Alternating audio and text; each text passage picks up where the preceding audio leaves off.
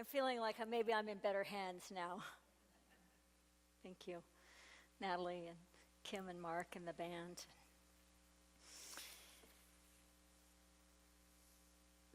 I love that song. I'd never heard it until Natalie said, let's do this song. I'm like, oh yeah, I love that song. The shifting sands, and yet I'm in better hands. The breath of Jesus. Can you feel that very breath of Jesus in my own very heart, in my own heart? Can you feel that possibility? You know, when we take some of this music that we listen to and we integrate the words, but more than the words, the vibration, the meaning, the essence of it, then our hearts can open wide. Our hearts can open wide because we discover that place of better hands now. We discover that presence and that power that we call God, that we call Spirit, that we call Source, that we call creation. We discover it anew, like at a whole new level. So what is this presence and power, the one presence and one power that we call God?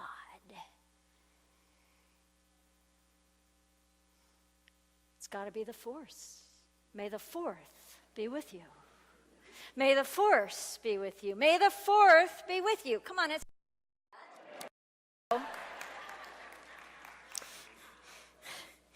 you know, we have a granddaughter. Last weekend I was with my 3 grandchildren by birth. We have a granddaughter due today, so we've been very conscious of May 4th for about 6 months. She will be, when she arrives, I don't think she's coming today, but that was what the doctor said, that she was going to arrive today. We've been talking about May the 4th be with you for 6 months, awaiting the arrival of this 12th grandchild of ours. So, of course, we knew what the talk title would be for today. For months, 6 months, and of course we knew that it would be Rob's time to talk, right? So here I am. I know nothing about Star Wars, except that line, may the force be with you, may the fourth be with you. It's the iconic line of Star Wars, right? It's the iconic line. It's the one thing, even us that aren't Star Wars fans, I mean, I watched it, I saw it when it came out, but I never really, so I had to do my research. I told Rob a few days ago when he was gone, I said, I'm going to have to watch that Star Wars thing, and I didn't get around to it. But I did my research. Maybe tonight. Then I'll have to do it again. So what is the force? What is the force? It's an energy field, according to Obi-Wan. It's the energy field created by all living things. It surrounds and permeates us. It binds the galaxy together. Sounds like spirit to me. Surrounds and permeates. Not out there somewhere, but surrounds and permeates. Makes me think of the very breath that we breathe. The air surrounds, but also permeates us. It's the force that binds the universe, that binds the galaxy together. It's got to be spirit. It's got to be spirit. So I looked up Charles Fillmore and the Revealing Word, our basic Unity textbook, and this is what Charles Fillmore says about the force or spirit. Listen with new ears. Listen, like, let this definition of spirit impact you. God is spirit. It appears wherever it is recognized. Whoever gives his attention to spirit and seals his identification with it by his word, starts a flow of spirit life and all the attributes of spirit in and through his consciousness. To the extent that one practices identifying oneself with the one and only source of existence, he, she, we, becomes spirit. Until finally the union attains a perfection in which we can truly say, as Jesus did, the Father and I are one. The Father and I are one. There is but one force active in the universe. One force, one presence, one power active in all of it. When we open ourselves and come to identify with that spirit, As we open and identify, we begin to integrate with, and then from that place, we become one with the Father, or one with the Mother, or one with the Goddess, or one with God, or one with Spirit. Use whatever word works, but use that at a whole new level today. As we talk about the force, may the force be with you, may Spirit be with you. So, I need a joke, right? You ready? Got to have a joke. So, how is duct tape like the force? It has a dark side.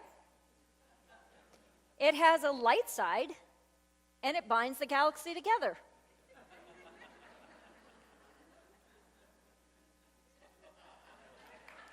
Come on. Yeah, okay. So Luke Skywalker was a young man, like so many young men, and he wasn't really interested in much, and yet something happened, right, where he was called. He was called to overcome, to unite with the Force and overcome evil for all time, but not just overcome evil. He was called to overcome evil in a way that he understood it and even became it for a moment. And so loosely, Star Wars fans, please, loosely, broadly here, let's take Star Wars and overlay it on the story of our soul's evolution through the Holy Scriptures, that book that we call the Bible. In the beginning, when God created the heavens and the earth, where God created the light, and it was good, and all things were good, and then we have the Garden of Eden, and Adam and Eve get kicked out of the garden, they get expelled. They get kicked out. As they get expelled, then they are given clothing of flesh. It's the first time we were born in physical body, after we've been kicked out of the garden. And through the whole Bible, if we look at the Bible metaphysically, it's the soul's evolving journey all the way up to the book of Revelation, where we re-enter paradise. But paradise is not the same place as the Garden of Eden over here. The Garden of Eden is bliss. Why would we ever want to leave bliss? I don't know, but apparently we did, as a humankind. But we left bliss to come into the world of existence, to come onto this planet of experience. Because when you're in the garden, you don't know anything but unconditional love and bliss and oneness. But by entering into human form, entering onto this planet called Earth, then we have the opportunity to walk our humanity, to walk through life, all the way through to the book of Revelation, when we re-enter paradise, having overcome our challenges, having overcome the battles in our own consciousness, the battles, the awarenesses, the beliefs of unworthiness and separation, and all of the challenges that we face in human form. We've had a lot of challenges, personal challenges in this ministry in the last few months. There's been a lot. I see Ann Brown's here. Her husband died a month or so ago, and Billy's here, and her husband died, and Ida's here, and her husband died just this week.